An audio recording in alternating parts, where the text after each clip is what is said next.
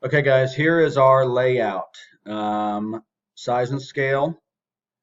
I don't have the exact design of that leg you chose, but this is a 6-inch by 6-inch uh, leg to sit in there.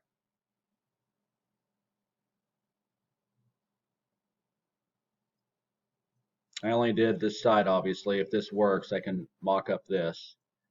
But this is what we're looking like. I know the top of this is square and round and tapered at the bottom. And then looking down from the top here, this is your microwave cabinet. There'll be a L-shaped piece in here to cradle this. Front edge of that is flush, flush here, and this blue lines on center through. This panel here, another panel on the inside, and then this would be closed off. So this one's more freestanding. So you're going to see through here,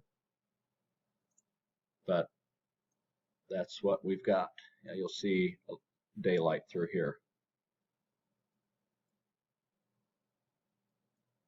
Okay, let me know if this works with you guys. Thank you.